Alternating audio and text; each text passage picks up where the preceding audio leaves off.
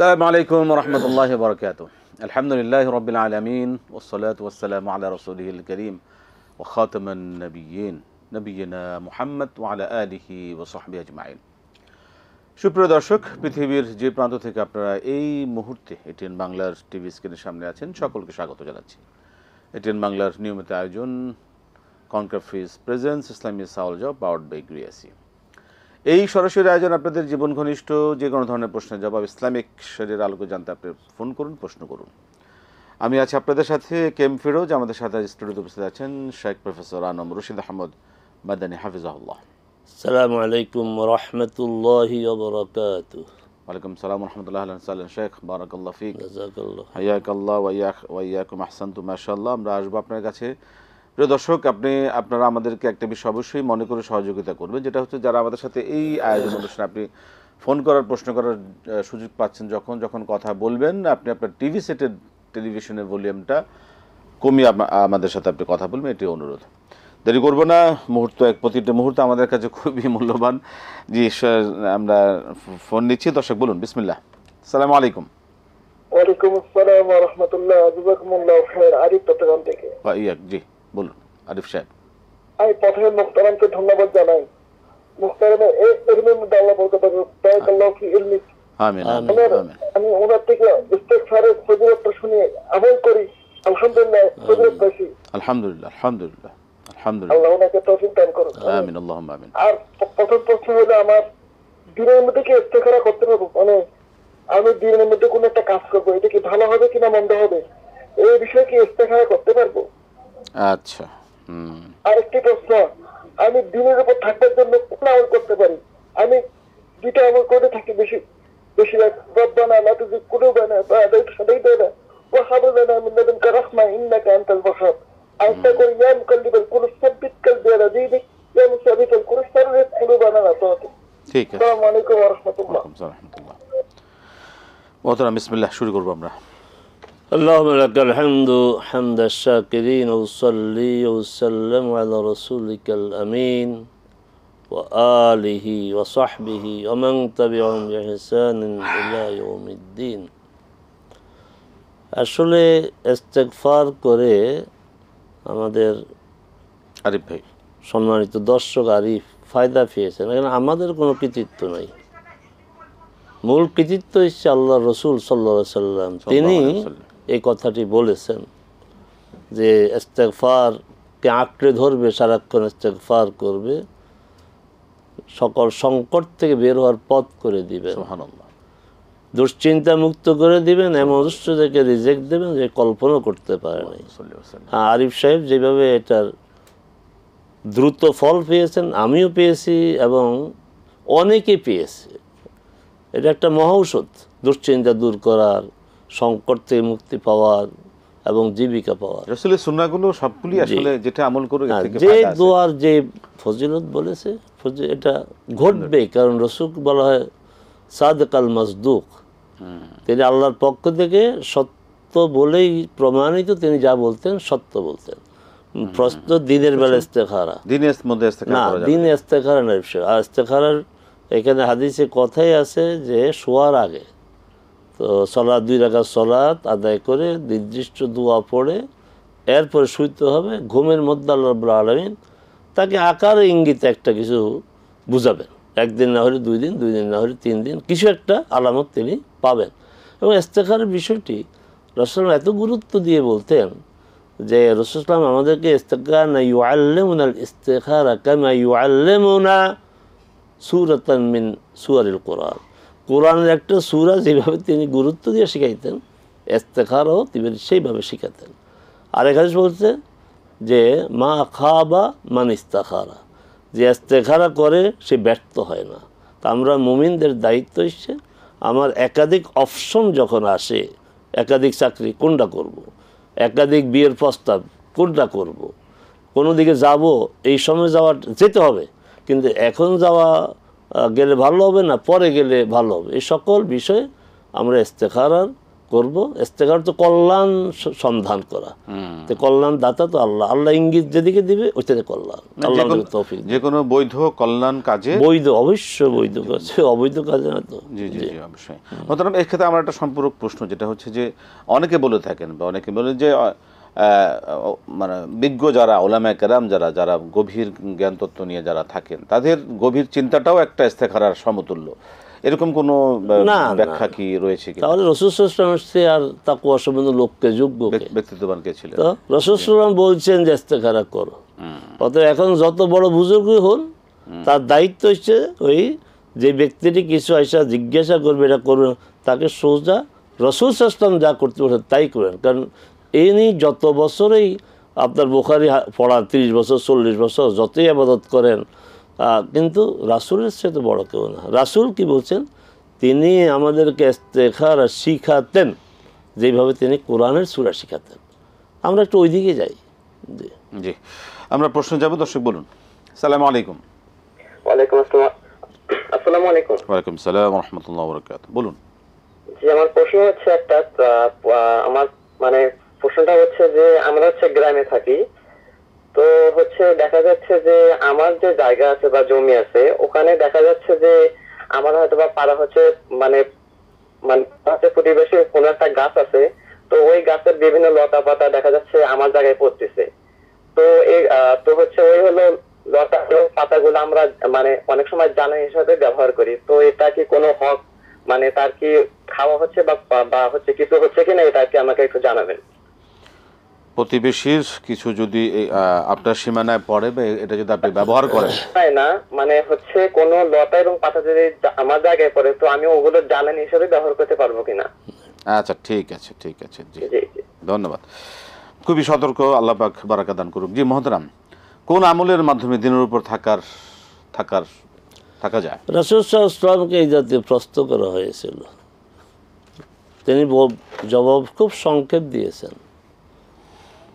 কুল আমানতু বিল্লাহি সুম্মা ইসতাকিম, তুমি বলো আল্লাহর উপর আমি ঈমান এনেছি, তারপর এর উপর দৃঢ় থাকো। এর চেয়ে বড় আমল, এর চেয়ে উত্তম আমল কিছু নাই। সেটা হচ্ছে ঈমান আনার পরে আল্লাহ যে রব, আল্লাহ যে ইলাহ, এই দাবিটা পূরণ করা, এই ইস্তেকামা, দৃঢ়ভাবে অবস্থান করা। আর এই জাতীয় লোকদেরকে আল্লাহ সুবহানাহু ওয়া তাআলা মৃত্যুর সময় ফেরেশতা পাঠিয়ে সুসংবাদ দিবেন। ইন্নাল্লাযীনা ক্বালু রাব্বুনাল্লাহ, যারা বলে আল্লাহ আমাদের রব, সুম্মা ইসতাকামু, অতঃপর এর উপর দৃঢ় থাকে, স্থির থাকে, নড়াচড়া নাই, ডানে বামে না, এই অটল থাকে। তাতানাজ্জালু আলাইহিমুল মালায়েকা, ফেরেশতাগণ, এক দুই ফেরেশতা না, কতজন আল্লাহ জানেন। এসে বলবে চিন্তা নাই তোমার কোনো চিন্তাও দরকার নেই, কারণ আমরা তোমাদের বন্ধু, দুনিয়াতেও ছিলাম, আখিরাতেও তোমার বন্ধু, আর বেহেশতে সুসংবাদ নাও। তো মূল কথা কেন যা শিখলাম, মিশরের একজন প্রখ্যাত মুফাসসির শায়রাওয়ি রাহিমাহুল্লাহ তার তাফসির বলছেন, এবাদত কোনো লম্বা কোনো সিলেবাস না, এবাদত কোনো একাডেমিক সঙ্গ নাই। এবাদতের সঙ্গ হচ্ছে ইফআল লা তাফআল, করো করব, লা তাফআল করবে না বর্জন করব। এর চেয়ে চমৎকার এবাদতের ব্যাখ্যা আমি আর কোথাও দেখিনি। কি চমৎকার! এবাদত হচ্ছে দুইটা শব্দ, ইফআল করো, সালাত আদায় করো, রমাদান সিয়াম রাখো, যাকাত ফরজ যাকাত দাও, হিজাব করো, আর কি করবে না, মিথ্যা বলবে না, গীবত করবে না, হক নষ্ট করবে না, জেনা করো। খুব চমৎকারভাবে আমাদের ব্যাখ্যা তিনি দিয়েছেন। এটাই সফলতা, সুদ খাবে না। জি, মানে আমরু বিল মারুফ ওয়া নাহই আনিল মুনকার। জি, আমরা প্রশ্ন যাব। দর্শক বলুন। আসসালামু আলাইকুম। ওয়ালাইকুম আসসালাম ওয়া রাহমাতুল্লাহি ওয়া বারাকাতুহু। জি জি আলহামদুলিল্লাহ। আমার প্রথম প্রশ্ন হচ্ছে, ঈদগাহ, ঈদের নামাজের জন্য ঈদের মাঠের জমি ওয়াকফা করা শর্ত কিনা? যদি ওয়াকফা করা হয় ঈদের সলাতের জন্য, তাহলে বছরে তো দুইটা ঈদের সলাত, এই জায়গার হেফাজতটুকু কেমন হবে?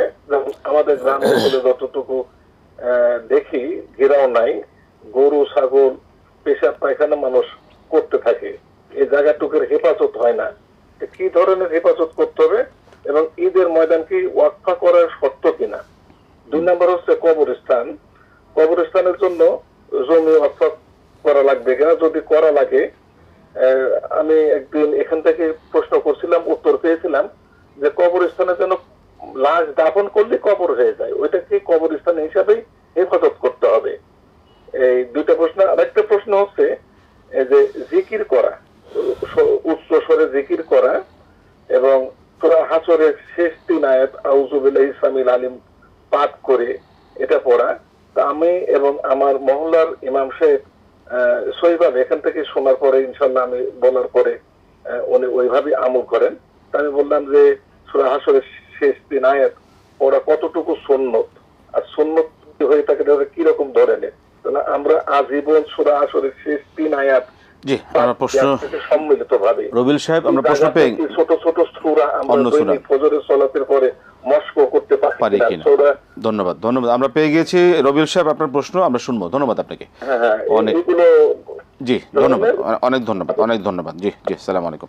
মোহতারাম, প্রশ্ন হচ্ছে প্রতিবেশীর কিছু যদি নিজের সীমানায় সেটা কি ব্যবহার করা? এটা আমাদের দেশে তো এটা বিশেষ করে গ্রামাঞ্চল এটা হয় যে সীমানায় গাছ দেখা যায়, গাছের ফল এদিকে আসে, গাছের পাতা লতা পাতা আসে। এটা হচ্ছে আন্ডারস্ট্যান্ডিং এর বিষয়। তাকে বলেন যে এখানে তো কিছু আসবেই, বরং হাদিস এইভাবে আছে যদি কারো এই ধরনের গাছ দ্বারা ক্ষতিগ্রস্ত হয় তাহলে সেই লোক অভিযোগ করতে পারে ইসলামী আদালতে। তাহলে ক্ষতিগ্রস্ত হয় যেমন এমন গাছের ছায়া পড়ে, আজ সেখানে ছায়া পড়ে তো ফসলটি ভালো হয় না, তাহলে নিজ দায়িত্বে ওই ডালগুলি কেটে ফেলবে। আর আপনি যে বলছেন লতা পাতা জ্বালানি, এটা তাকে বলেন ভাই তোমার দায়িত্ব হচ্ছে আমার এখানে যেন লতা পাতা না পড়ে, তুমি লতা পাতা পরিষ্কার করে দিবে। এটা আপনার তো বাড়তি একটা কষ্ট, এখানে লতা পাতা সরাই যেতে হবে, আপনি কী করবেন? তা আমি আবারও বলছি, এখান থেকে আমরা ফতুয়ার ভাষায় কথা বলবো না যে জায়েজ নাই হারাম। আপনারা দুইজন আন্ডারস্ট্যান্ডিংয়ের মাধ্যমে ঠিক করেন। যদি যে আমার এখানে যেহেতু কিছু আসে সেহেতু আমি জ্বালানি হিসেবে ব্যবহার করতে পারি, একে তাকে বলেন, আর না সেগুলি সরাইয়া নেবে। দায়িত্ব তার বেশি আপনার চেয়ে। ঈদগার ওয়াকফ, ঈদগার জন্য ওয়াকফ করা শর্ত না, যেখানে সেখানে ঈদগাহ, যে কোনো মাঠে ঈদগাহ ঈদ হইতে পারে। আমাদের যে জাতীয় ঈদগাহ তো ওয়াকফ করে দেয় নাই, সরকার জায়গাটা নির্ধারণ করেছে। ভালো করে বুঝবেন, ওয়াকফ এক জিনিস, সরকার নির্ধারণ করে দিয়েছে এই জায়গাটা ঈদের জন্য, এটা ভিন্ন জিনিস। আমার যদি কোনো কারো জাতীয় ঈদগাহতে সলাত আদা না হয় তাহলে স্টেডিয়ামে গিয়ে সলাত আদায় করতে পারবে। ঈদগাহের জন্য, কবরস্থানের জন্য জায়গা ওয়াকফ করা শর্ত না। জি, সেক্ষেত্রে সে যদি যদি ওয়াকফ করে দোষণীয় না, কিন্তু এর অর্থ ওখানে গরু ছাগল বাঁধতে পারবে না, খেলাধুলা করতে পারবে না, এটা তো মসজিদ না। অতএব এগুলো করা দোষণীয় না, হারাম না। কবরস্থানের ক্ষেত্রে সংরক্ষণ, কবরস্থান তো মর্যাদা দিতে হবে, কবরকে মর্যাদা দিতে হবে। সেখানে বলছে তো তোমরা কবর উঠতে হাঁটো না, কবরে গিয়ে বসে, কবরের উপরে তুমি ওখানে গিয়ে একটা চেয়ার নিয়ে, হ্যাঁ কবরস্থানের বাইরে বসা যাবে, কিন্তু কবরের ভিতরে এভাবে বস্তু নিষেধ করা হয়েছে, সম্ভব নিষেধ করেছেন আলাল কবর। সেক্ষেত্রে সেটাকে সংরক্ষণ করা, বিভিন্ন ইয়ে থেকে সংরক্ষণ করা, এটা জরুরি। মানে বাস্তবসম্মত কথা। আমরা আমাদের আত্মীয় স্বজন আপনজনকে দুনিয়াতে যেভাবে সম্মান দিয়েছি, মর্যাদা দিয়েছি, তারা চলে গেছে, তাদের কবরকেও সম্মান দিতে হবে, মর্যাদা দিতে হবে। কবরস্থানের জন্য ওয়াকফও জরুরি, প্রয়োজন। আমরা প্রশ্ন যাব, দর্শক বলুন। আসসালামু আলাইকুম। ওয়ালাইকুম আসসালাম ওয়া রাহমাতুল্লাহি ওয়া বারাকাতুহু। আমি দরবার থেকে ইরোজ বলছি। জি সাহেব বলুন, আপনার কণ্ঠ শুনলেই বুঝি। জি বলুন। হুজুর, গতকালকে আসরের নামাজের সময় মসজিদে যায় দেখলাম এক ভদ্রলোক আপনার মসজিদের মাঝখানে চেয়ারে বসে ওয়াজিফা পড়তেছে। উনি 5 ওয়াক্ত সালাত জামাতের সহিত আদায় করেন। তা আমি কানে কানে যায় বললাম যে ভাই, এটা বোধহয় মসজিদের আদবের বরখেলাপ হচ্ছে, কারণ আমি সুস্থ সবল মানুষ মসজিদের মাঝখানে বসে মানে বৈঠক কানার মতো ওয়াজিফা পড়তেন চেয়ারে বসে। এটা নিয়ে আপনার সাথে একটু বাদ বিতরণটা হয়েছে, এটা কি কাজটা আমি কি ঠিক করেছি কিনা ভুল করেছি? আর 2 নম্বর প্রশ্ন হচ্ছে হুজুর, জি মোহতারাম, লাইনটা আমরা কেটে গেল, দুঃখিত। আমরা আসবো এই সকল বিষয়ে জানবো একটা ছোট্ট বিরতির পরে ইনশাআল্লাহ। প্রিয় দর্শক, আপনারা দেখছেন concha fridge presence Islami সাওজা powered by গ্রিএসি। সময় হলো বিরতি নেবার, ফিরছি বিরতির পর আবার ইনশাআল্লাহ আপনাদের সাথে এই সরাসরি আয়োজনে। আসসালামু আলাইকুম রহমতুল্লাহ বরকাত। প্রিয় দর্শক, ফিরে এলাম বিরতির পর। Concha fridge presence Islami সালজা powered by গ্রিএসি। আমরা আছি সরাসরি আয়োজনে। আমরা প্রশ্ন শুনছিলাম বিরতির আগে, যে প্রশ্নগুলো এক এক করে শুনি। মোহতারাম, জিকির উচ্চস্বরে আউযুবিল্লাহি সামিল আলিমি বলে সূরা হাশরি পড়তে হবে, এর সুন্নাহ কোনো ভিত্তি রয়েছে কিনা? না, জিকির তো আপনার সুন্নাতে পরে আসি না, শুরু করতে হবে আল্লাহর কিতাব দিয়ে। এটা রাসূল সাল্লাল্লাহু আলাইহি ওয়াসাল্লাম শিখিয়েছেন। মুআয বিন জাবালকে যখন ইয়ামানে গভর্নর করে পাঠালেন, কীভাবে চালাবা? তো আল্লাহর কিতাব অনুযায়ী, না পাইলে সুন্নাহ, না পাইলে তখন আমি কোরআন শোনার আলোকে গবেষণা করব। তো প্রথম কাজে কোরআনে বলা হয়েছে যে জোর উচ্চস্বরে জিকির করা যাবে না, উচ্চস্বরে জিকির করা যাবে না, নীরবে জিকির করতে হবে। এবার সুন্নাহ, রাসূল সাল্লাল্লাহু আলাইহি ওয়াসাল্লাম কোনো যুদ্ধে যাচ্ছেন, সাহাবায়ে কেরাম ওই যে উপরে ওঠার সময় আল্লাহু আকবার বলা, নিচে নামার সময় সুবহানাল্লাহ বলা সুন্নাহ। তারা চিৎকার করে করে বলছেন, রাসূল বলছেন লা করবালা আর বেও বালা আনফুসিকুম, নিজেদেরকে নিজেরা কষ্ট দিও না, একটু প্রশান্তি গ্রহণ করো। তোমরা যাকে ডাকছ তিনি বধির না, তিনি অনুপস্থিত না। ইন্নাকুম তাদউনা মান লা ইন্নাকুম লা তাদউনা গায়িবান ওয়ালা সাম, তোমরা তো এমন কাউকে ডাকছো না যিনি অনুপস্থিত, যিনি শোনেন না। অতএব জিকির চিৎকার করে করা এটা সম্পূর্ণ সুন্নাহ বিরোধী, সম্পূর্ণ সুন্নাহ বিরোধী। উচ্চস্বরে দলীয়ভাবে জিকির করাতে কোনো সওয়াব হবে না। আমি দায়িত্বশীলতার সাথে বলছি, যেহেতু সুন্নাহ বিরোধী, যেহেতু রাসূল আমল বিরোধী, প্রতিটি মুহূর্তে গুনাহ হবে। মোহতারাম, এর সাথে একটা সংশ্লিষ্ট বিষয় আপনার সাথে শেয়ার করতে চাই। সেটা হচ্ছে যে এই দোয়া কি জোরে করার দরকার আছে? না, তবে কোনো দরকার নেই। যে আল্লাহ আল্লাহ আল্লাহ, ওদিন এক এক জায়গায় দোয়া জোরে জোরে দোয়া হবে শুধু খুতবাতে, শুধু খুতবাতে, জুমার খুতবা, ঈদের খুতবা, শেষ অংশ দোয়াই পড়া হয়। আর বাকিরা আমরা যারা শুনবো আমরা আমিন আমিন বলবো। এখানে হাত উঠানোর কোনো প্রয়োজন নেই। হাত উঠানো, আমরা একে হাত উঠাই, কিন্তু হাত উঠানো সুন্নাহ দ্বারা সমর্থিত নয়। জি, সেক্ষেত্রে একটা মানে এক্ষেত্রে একটা বিষয় আসে, আমাদের দর্শকদের এগুলি খুব কমন প্রশ্ন, যেটা হচ্ছে যে আমরা দেখে থাকি আমাদের যখন লাশ মানে মৃত ব্যক্তিকে যখন জানাজার পর যখন নিয়ে যাওয়া হয়, তখন সবাই উচ্চস্বরে লা ইলাহা ইল্লাল্লাহ ওয়াহদাহু লা শারীকা, এই যে কালেমা পড়তে থাকেন, এটাও বেদাত। কারণ রাসূল করেন নাই, সাহাবায়ে কেরাম করেন নাই। মনে মনে দোয়া করবে, মনে মনে দোয়া করবে। জুম্মার পরে আমাদের এলাকার এক মসজিদের দিন শুনছিলাম যে খতিব সাহেব খুব জোরে জোরে মানে চিৎকার করে করে দোয়া। এবার এর কি সুন্নাহর কোনো প্রমাণিত বা দরকার আছে? এই দোয়াগুলি করে আসলে ওই যারা দোয়া চায় তাদেরকে খুশি করার জন্য, কারণ তিনি একটা হয়তো মুট করে তার পকেটে কিছু দেওয়া হয় না, একটা খাম দেওয়া হয়, তো সেখানে জোরে যদি দোয়াটা না করে তো ওটার হক আদায় হয় না। এটা ছাড়া কিছু মানে একটা আওয়াজ করে এটা পরিবেশ সৃষ্টি করা, সম্পর্ক নেই। কারণ আপনি সুন্দর একটা ব্যাখ্যা দিয়েছেন, যেটা আমাদের দর্শকদের আসলে বিষয়গুলো গুরুত্ব সহকারে জানা দরকার।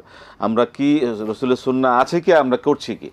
যেমন আল্লাহকে আসতে বললে শোনেন না, এই যে একটা বিষয়, সেটাই সেক্ষেত্রে আমরা এই চিৎকার করে আল্লাহকে ডাকা, যাকে ডাকছো সে অনুপস্থিত না, সে আসম না, সে কানেও কম শোনে। তোমরা এই চিৎকার করে আল্লাহকে এইভাবে বলা, সকলকে এইভাবে উচ্চস্বরিয়া করা, আল্লাহ পাক আমাদের হেফাজত করুন। মোহতারাম, আমরা প্রশ্নে যাবো আবার। দর্শক বলুন। আসসালামু আলাইকুম। ওয়ালাইকুম আসসালাম। বলুন। এই যে রমজানের আগে যদি কোরআন পড়া থাকে কিছু, তাহলে ওই ওইটাতে আর কি শেষ করে দেবে, পুরোটা খতম যারে বলে, রমজান মাসে যদি পুরোটা খতম করে তাহলে কি রমজান মাসের সওয়াবটা পাবেন কিনা? যে একসাথে প্রথম থেকে। ঠিক আছে, হ্যাঁ প্রশ্ন পেয়ে গেছি আপনার। আর কোনো প্রশ্ন আছে? আরেকটা আছে, যেমন কোরআন শরীফ পড়তে বসলে তোমাদের পৃষ্ঠা উল্টাতে গেলে উল্টানো যায় না, তখন মুখে হাত দিয়ে আচ্ছা আচ্ছা আচ্ছা পৃষ্ঠা উল্টাতে নাকি মানে একটু বন্ধ, এটা জানার জন্য, মানে আঙ্গুলটা ভেজানোর জন্য একটু জিহ্বার সাথে লাগিয়ে আপনি পৃষ্ঠাটা উল্টান, এই তো? পৃষ্ঠাটা উল্টানোর জন্য। হ্যাঁ হ্যাঁ হ্যাঁ, সেটা পাপ হবে কিনা, তাই না? হিন্দুদের সাথে কি বন্ধুত্ব করা যাবে কিনা? হিন্দুর সাথে বন্ধুত্ব করা যাবে না, পৃষ্ঠা উল্টানো। দাঁড়ান একটা একটা করে লিখে নি। আচ্ছা, হিন্দু বন্ধু। আরেকটা প্রশ্ন হলো যে আমাদের বাসার টিউবওয়েল নাই, আচ্ছা, পানি খাইতে হলে আমাদের আর কি খ্রিস্টান বাড়ি থেকে পানি খাইতে হয়, আমরা কি এইটা কি হালাল খাই না হারাম খাই? খ্রিস্টান বাড়ির পানি আপনার জন্য হারাম না হালাল?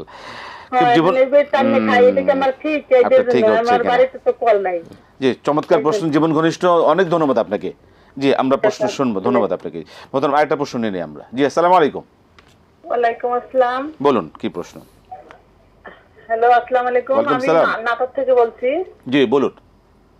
আমার প্রথম প্রশ্ন হচ্ছে, শুক্র শনিবার বাদে প্রতিদিন কি 12টায়, আগে তো 11টা 12-15 অনুষ্ঠান হতো, এই অনুষ্ঠানটা হতো, এখন কি শুক্র শনিবার বাদে প্রতিদিন 12টায় হয়? আমি নিয়মিত দর্শক, কিন্তু মধ্যে হয়ে জি গেছে। জি জি আমাদের আমাদের আমাদের এই শুক্র শনি বাদে আমাদের প্রতিদিন রবি থেকে বৃহস্পতিবার প্রতিদিন এই 12টা নিউজের পরেই আমাদের এই অনুষ্ঠান নিয়মিত প্রচার হচ্ছে। ইনশাল্লাহ রমজানও আশা করছি ইনশাল্লাহ এই নিয়মটাই অব্যাহত থাকবে, এই টাইমটাই অব্যাহত থাকবে। ধন্যবাদ ধন্যবাদ। আমি খুঁজে জি, কিন্তু অনেক পাই না। অনেক ধন্যবাদ, পাবেন ইনশাল্লাহ। এবং এই প্রোগ্রামটি আপনারা এই এটিএন বাংলার প্রচারের পাশাপাশি, সরাসরি প্রচারের পাশাপাশি আমাদের ফেসবুক যে পেজ রয়েছে এটিএন বাংলা ইসলামিক যে TV, ATN Bangla Facebook page, সেখানে আপনারা পাবেন। এছাড়া ইউটিউবও এই আপনার এই নামে সার্চ করলে, এটিএন বাংলা ইসলামিক প্রোগ্রামে সার্চ করলে আপনি এই প্রোগ্রামগুলো নিয়মিত দেখতে পাবেন। ধন্যবাদ আপনাকে।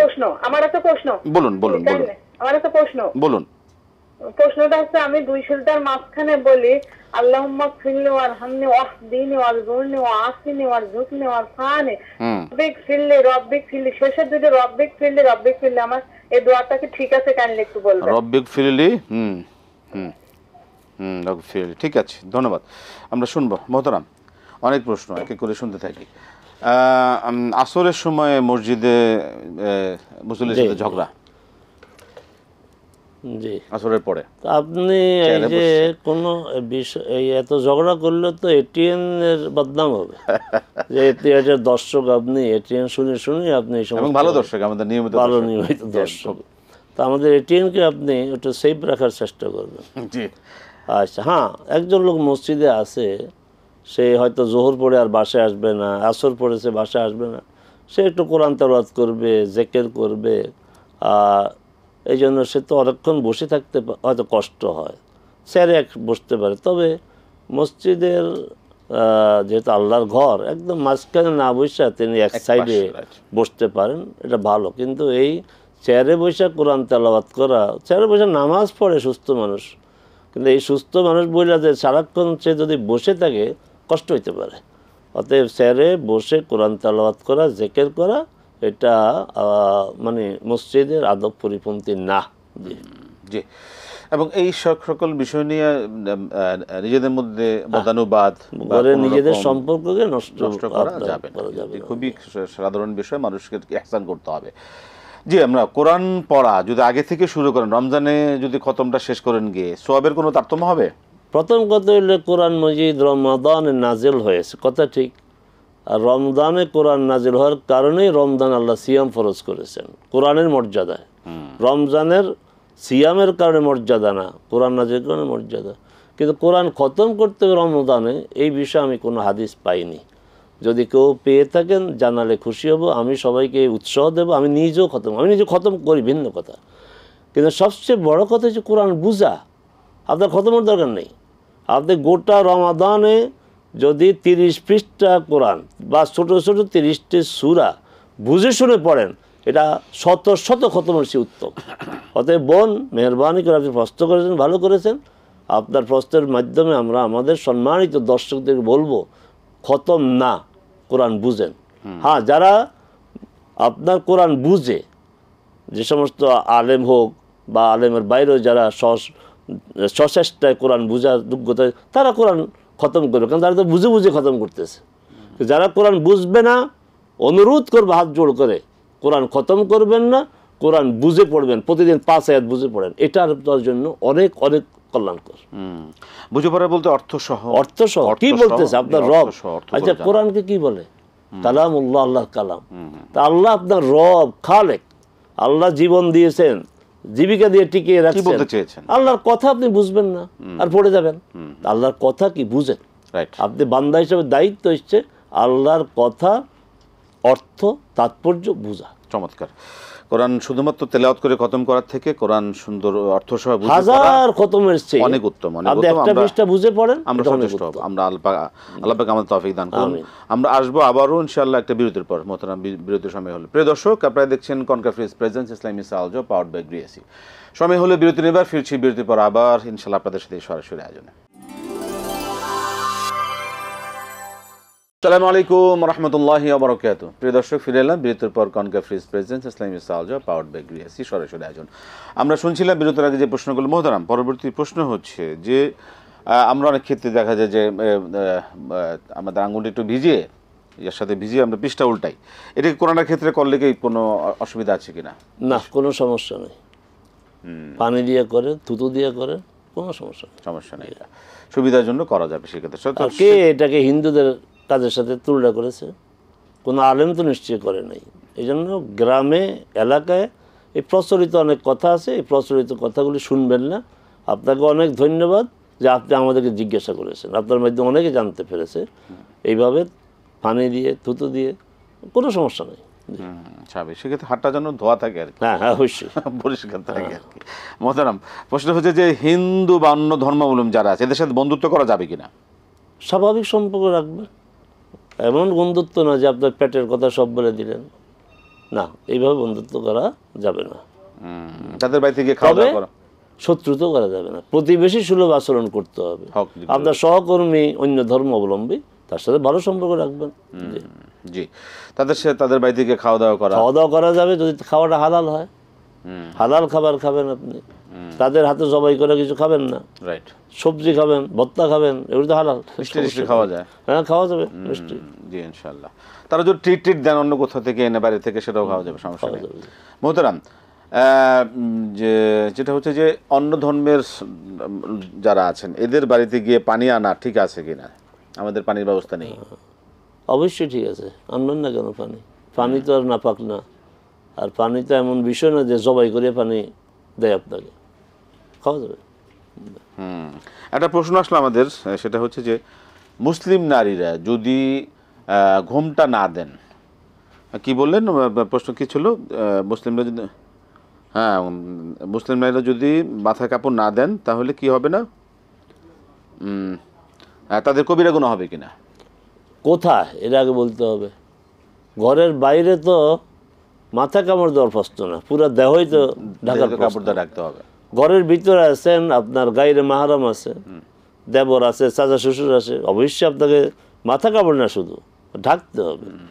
আর যারা মাহারাম, ছেলে, তারপরে স্বামী, মেয়েরা, জামাই, এদের সামনে মাথা ঢাকা এত জরুরি না, সেটা কবিরা গুনাহ হবে। কিন্তু বাইরে যদি করেন, বাইরে তো মাথা ঢাকা কেন, পুরো দেহই তো রাখতে হবে, সেক্ষেত্রে কবিরা গুনাহ হবে অবশ্যই। জি, আমরা জবাব পেয়ে গেছি। শুধু মাথা ঢাকা না, আমি এই যে চলাফেরা দেখি অনেকে কি সুন্দর হিজাব করে, কিন্তু এখানে এই পর্যন্ত, এটাকে 3/4 বলে নাকি? জি, কি একটা এটা আপনি এত সুন্দর হিজাব করলেন, মুখটাও ঢাকা, কিন্তু আপনার হাত খোলা, ওইটা কবিরা গুনাহ হবে। শুধু মাথার বিষয় আসে কেন, ওইটা কবিরা গুনাহ। হাত আপনাকে এই পর্যন্ত রাখতে হবে, কবজি পর্যন্ত রাখতে হবে। আমার অবাক লাগে, আপনি কি হিসাব করলেন? আপনার মাথা ঢাকা, মুখও ঢাকা। আমি বলছি মুখও ঢাকা। ব্যাপার হচ্ছে যে আমরা বলবে যে আপনারা এগুলো দেখেন কিভাবে? মুখও ঢাকা। আমাদের অনেকে প্রশ্ন, কিন্তু অনেক জিনিস আছে আমাদের চোখে পড়ে যায়। আপনার সাথে একটা বিষয় শেয়ার করি। অনেকে দেখে যেহেতু হিজাবের কথাই উঠলো, এখানে ঢাকার কথাই উঠলো, এবং এটার সাথে কবিরা গুনাহ একটা সম্পর্ক কথা বলা হয়েছে। না, আমার চোখে তো পড়বে। আল্লাহ বলছে চোখ করে তুমি কি করো? হেফাজত করো। চোখকে, দৃষ্টিকে তুমি হেফাজত করো। অর্থ কি? দৃষ্টি যাবে, আমি হেফাজত করবো, সেটাই। আমার দৃষ্টি তো যাবেই। জি, মানে এই ক্ষেত্রে একটা বাস্তব নমুনাকে দেখে থেকে যে চুলটা ঢাকেন, কিন্তু গলা টলা এগুলো সব দেখা যায়, খোলা থাকা যায়। এটা তো আসলে হিজাবের মধ্যে পড়ে না। এটা হিজাবের নাম, এটা তামাশা। এটা এই হিজাব মানুষের চুল ঢাকতে হবে, কারণ চুল ছাপা হয়ে তাকে দংশন করবে কবরে গেলে, এই কারণে চুলটাকে হেফাজত করে, কিন্তু গলা টলা এগুলো শুধু তাই না, চুল একটু ময়লা আবর্জনা পড়বে, এটাও আছে। আল্লাহ হেফাজত করুন। জি মোহতারাম, পরবর্তী প্রশ্ন আমরা যাবো। দর্শক কে আছেন বলুন। জি, আমরা প্রশ্ন নিচ্ছি। আসসালামু আলাইকুম। আসসালামু আলাইকুম হুজুর। ওয়ালাইকুম আসসালাম। আমি একটা প্রশ্ন করতে চাচ্ছি। বলুন। আসসালামু আলাইকুম হুজুর। আমি একটা প্রশ্ন করতে চাচ্ছি যে যে সালাম দিলে তারা কি সালামের জবাব দেন? জি। আর আমার দ্বিতীয় প্রশ্ন হচ্ছে, আল্লাহুম্মা সাল্লি আলা সাইয়্যিদিনা মুহাম্মদ, এই প্রশ্নটা পড়ে, আল্লাহুম্মা সাল্লি আলা সাইয়্যিদিনা মুহাম্মদ, এই প্রশ্নটা পড়লে কি হবে? আচ্ছা, প্রথম প্রশ্নটা কি বললেন? সালাম। আসসালামু আলাইকুম। আচ্ছা, ঠিক আছে, ধন্যবাদ। ওয়ালাইকুম আসসালাম। মোহতারাম, দুই সেজদার মাঝখানে যে দোয়ার কথা বললেন, শেষ আল্লাহ মাগফিরলি, না আপনার দোয়া ঠিক আছে, আমি একবার বলি, উচ্চারণের সমস্যা আছে। আল্লাহ মাগফিরলি ওয়ারহামনি ওয়াজবুরনি ওয়াহদিনি ওয়ারযুকনি ওয়াআফিনি ওয়ারফানি রব্বিগফিরলি। আপনি দোয়াটা সঠিকভাবেই বলেছেন, শব্দগুলি সব এসেছে, কিন্তু উচ্চারণটা আরেকটু শুদ্ধ করবেন। সেক্ষেত্রে আপনি মোহতারাম যেটা মানে সবগুলো সব নিজেকে নিয়ে ব্যক্তিগত চমৎকার দোয়া, চমৎকার। এই যোগাগুলি আপনি অর্থগুলি যেটা বলে দেন একটু। আল্লাহুম্মা গফিরলি, হে আল্লাহ আমাকে ক্ষমা করো, আমাকে ওয়ারহামনি, আমার প্রতি দয়া করো, ওয়াজবুরনি, আমার ক্ষতি তুমি পুষিয়ে দাও, তারপরে ওয়াহদিনি, আমাকে হেদায়েত দাও, ওয়ারযুকনি, আমাকে রিজিক দাও, তারপরে ওয়ারফানি, আমার মর্যাদা তুমি বাড়িয়ে দাও, ওয়াফিনি, আমাকে ক্ষমা করো, আল্লাহ রব্বিক ফেরি, তুমি আমাকে ক্ষমা করো, তুমি আমাকে। দেখো ক্ষমার কথা শুরু তো আবার শেষেও। তো বাদ গেল কি?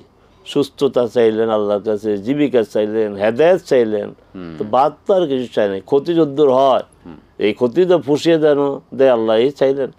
এই দোয়াটা পড়বেন। এই দোয়াটা পড়লে তো দুই সেজদার মাঝখানে এরকম মুরগির মতো হয় না যে উঠে আর সেজদা দেয়, উঠে আর সেজদা দেয়। রাসূল সাল্লাল্লাহু আলাইহি ওয়াসাল্লাম নিষেধ করেছেন। এক হাদিসে আছে, কাকের মতো তোমরা ঠোকর দিও না। ঠোকর দেওয়ার তো ঠোকর দিয়ে খায়, ঘন ঘন ঠোকর দেয়। আর এক হাদিসে আছে, মুরগির মতো ঠোকর দিও না। মুরগি দেখবেন ঠুক করে খায়, ঠুক করে খায়। এইভাবে সেজদা দিতে রাসূল সাল্লাল্লাহু আলাইহি ওয়াসাল্লাম নিষেধ করেছেন। এই নিষেধের গুরুত্ব দেই আমরা ধীরস্থিরভাবে সেজদা দেব। আমরা এই যে জেকের ধরে দেই, কিন্তু নামাজটা ঠিক করাই না। আল্লাহ হাফেজ করুন। মতন একটা প্রশ্ন যাব। জি দর্শক বলুন। আসসালামু আলাইকুম। ওয়ালাইকুম সালাম, আমি মামুন বলছি। বলুন মামুন। জি, আমি জানতে চাচ্ছি যে কোন কোন ক্ষেত্রে সম্মিলিত মোনাজাত করা যাবে আর কি সুন্নাহ অনুযায়ী। আর প্রত্যেকটা মসজিদে এই আপনার সূরা মানে ফজরের নামাজের, ফরজ নামাজের পরে সকালের জিকির আজকার বাদ দিয়ে তালিম করা, এটা কি মানে ফাজাইল আলেম আমল বই দেখে তালিম করা, এটা কি ওই সুন্নাহ কিনা জানতে চাচ্ছি। ঠিক আছে, ধন্যবাদ মামুন সাহেব। যে ধন্যবাদ আপনাকে। আমার মহতারাম প্রশ্ন হচ্ছে যে সালাম নিয়ে যেটা প্রশ্ন করলেন, কি সালাম? বুঝে যে বোন, আপনি তো দুইটা ভুল করছেন। একটা হচ্ছে যে আপনাদেরকে বলা হয় যে টিভির সাউন্ডটা কমিয়ে রাখা, তো আর কমান নাই আপনি, যে কারণে আমাদের সম্মানীয় উপস্থাপক আপনার ফস্তে ধরতে পারেনি। আমি দূরে থাকাতে একটু ধরতে পেরেছি, কারণ তো খুব কাছে। আচ্ছা, এরপরে হচ্ছে এত দ্রুত ফস্ত করলেন। কবরে গিয়ে যে আমরা জিয়ারতের সময় সালাম দেই, তো সেই জবাব দেন না এই বিষয়ে আমরা কোনো বর্ণনা, আমি কোনো বর্ণনা এখনো পাইনি। তবে একটা বর্ণনা আমি পেয়েছি, এটা সহি, যে যখন কবরের পাশে গিয়ে সালাম দেয়, কবর পাশে চেনে যে আমার ছেলে আসছে, আমার আপনার ভাই আসছেন, বাবা আসছেন, এই বোধটা আল্লাহ তাদেরকে সৃষ্টি করে দেন। অতএব আপনজনদের কবর জিয়ারত করবেন। তারা তো যেহেতু হাদিসে আছে, তারা বুঝে কি আসলো, এই জন্য যাবেন। নিজের উপকারও হবে, আর তারাও বুঝলো যে না, এরা আমাদেরকে ভুলে নাই। সেটা কি একদম কবর দূর থেকে যদি কেউ সালাম দেয় বা দূর থেকে তো সালাম দেয় না। আমরা কি দূর থেকে কাউকে সালাম দেই? সামনাসামনি আসলে সালাম দেই। ওখানে জিয়ারত মানে কবরের কাছে জিয়ারত করে, যেটা রাসূল সাল্লাল্লাহু আলাইহি ওয়াসাল্লাম করেছেন। রাসূল সাল্লাল্লাহু আলাইহি ওয়াসাল্লাম প্রায় তিনি বাকিতে যেতেন এবং কবর জিয়ারত করতেন। দোয়া করা যায় যে কোনো জায়গা থেকে। জিয়ারত অর্থ হচ্ছে কবরের পাশে গিয়ে আসসালামু আলাইকুম আহলাদ দিয়ার মিনাল মুমিনিন, আসসালুল্লাহ লানা ওয়া লাকুম আল আফিয়া আনতুম লানা সালাফ ওয়া ইন্না ইনশাআল্লাহু বিকুম লাহিকুন। মুহতারাম, আসলে ডিজিটাল যুগ, প্রশ্নটা অন্যভাবে নেবেন না। যেটা হচ্ছে অনেকে মোবাইলে মানে নিজে অংশগ্রহণ করেছে, অন্যকে অংশগ্রহণ করায় দেখায়, সেটা কি না? এই যে আমাদের এই যে আল্লাহর ঘরের কাছে গিয়েছে, যেটাকে কেবলা বানিয়ে সালাত আদায় করে, একটা বোধ আসবে, ফিলিংস আসবে, চোখের পানি আসবে, সেটা দেখে সেখানে লাইভ দেখাচ্ছে, উনি তাওয়াফ করতেছেন, লাইভ দেখাচ্ছেন, সাই করতেছেন। এবং শুধু তাই না, অধঃপতন এতটা হয়েছে যে কবরে মুর্দারকে শাহিদ করতেছে আপনজন, সেটাও লাইভ দেখাচ্ছে। আল্লাহ এদের আল্লাহদেরকে হেদায়েত দিন। এটা অনেকভাবেই আসলে এগুলি। জি মোহতারাম, পরবর্তী প্রশ্ন হচ্ছে সম্মিলিত না আল্লাহুম্মা সাল্লি আলা সাইয়্যিদিনা মুহাম্মদ, এটাকে দরুদ হিসেবে দুরূদ আল্লাহুম্মা সাল্লি আলা মুহাম্মদ, আল্লাহুম্মা সাল্লি আলা সাইয়্যিদিনা দুরূদ। সেক্ষেত্রে এখানে তো তাসলিমটা এখানে শব্দটা নেই। সাল্লি ওয়া সাল্লিম দুইটা মিলে বলা ভালো, কারণ আল্লাহ বলছে সাল্লু আলাইহি ওয়া সাল্লিমু তাসলিমা। সো সালাত এবং সালাম দুইটাই বলা উত্তম হবে। সম্মিলিত মোনাজাত কোন কোন ক্ষেত্রে জায়েজ? এই কোন কোন ক্ষেত্রে বলবেন না, কোন কোন হইলে এটা একাধিক বোঝায়। প্রশ্ন আপনি ভালো প্রশ্ন করেছেন, প্রশংসা করতেছি আপনার মামুন সাহেব, ভালো প্রশ্ন করেন। কিন্তু ভবিষ্যতে প্রশ্ন কোন কোন দিয়ে করবেন না, বলবেন কোন ক্ষেত্রে আপনার সম্মিলিত মোনাজাত জায়েজ। একটি মাত্র ক্ষেত্র, আসমানের নিচে জমিনের উপরে, আর কোনো ক্ষেত্র নাই। সেটা হচ্ছে ইস্তেসকা, বৃষ্টির জন্য সালাত আদায় করে। এই ছাড়া সম্মিলিত মোনাজাতের ক্ষেত্র নয়। কি টঙ্গী, কি ঢাকা, কি বাইতুল মুকাররম, কি মগবাজারের মসজিদ, না, সম্মিলিত মোনাজাতের কোনো সুযোগ নেই। আমরা মসজিদগুলি দেখে থাকি অনেক জায়গায় বললেন দর্শক মামুন সাহেব যে সম্মিলিতভাবে ওই যে ফজরে পরে ওই যে বাদ দিয়ে কিতাবি তালিম, এটা ডাহা একটা মিথ্যা কথা। কিতাবি তালিম দুইটাই মিথ্যা। কিতাব হচ্ছে আল্লাহর কিতাব, কিতাব যখনই বলা হবে কোরআনকে বোঝানো হবে, অন্য কিতাব না। তালিম এটা হচ্ছে কোরআনের তালিম। আল্লাহ রসুলকে সম্পর্কে ইব্রাহিম আলাইহিস সালাম দোয়া করছেন, রব্বানা ওয়াবআস ফীহিম রাসূলাম মিনহুম ইয়াতলু আলাইহিম আয়াতিক ওয়া ইউযাক্কিহিম ওয়া ইউআল্লিমুহুমুল কিতাব। জি মোহতারাম, আমাদের শেষ করতে কিতাবের তালিম, কোরআনের তালিম। এটা সুন্নাহ বাদ দিয়ে এই যে একটা বই, কত বড় হতভাগ আল্লাহ সুবহানাহু ওয়া তাআলা এদেরকে কোরআন থেকে বঞ্চিত করছে। কোরআন এদের হাতে উঠে নাই, উঠে কি একটা বই, আল্লাহ এদেরকে হেদায়েত দেন। এবং সেগুলো তো আমাদের উলামায়ে কেরাম এখন নিয়ে বসে থাকেন। আল্লাহ হেফাজত করুন। মোহতারাম, আমরা অনেক বিষয় শুনলাম, জানলাম। আল্লাহ পাক আমাদের কবুল করুন। আপনাকে অসংখ্য ধন্যবাদ। জাযাকাল্লাহু খাইরান, বারাকাল্লাহু ফিক, হায়াকাল্লাহ। প্রিয় দর্শক, শুনছিলাম আপনাদের মূল্যবান প্রশ্নের আলোকে কোরআন সুন্নাহ থেকে সহিহ সুন্নাহর ব্যাখ্যাগুলো। আল্লাহ পাক আমাদের কবুল করুন। এইভাবে আমরা জানবো, মানবো। আল্লাহ পাক এই জানা মানা আমাদের জন্য সহজ করে দেন এবং এটাকে আমরা যেন আজীবন জন্য এই নিয়ামত জন্য ভোগ করতে পারে। আল্লাহ পাক কবুল করুন। আজকে শেষ করছি, বিদায় নিচ্ছি। আসসালামু আলাইকুম ওয়া রাহমাতুল্লাহি ওয়া বারাকাতুহু।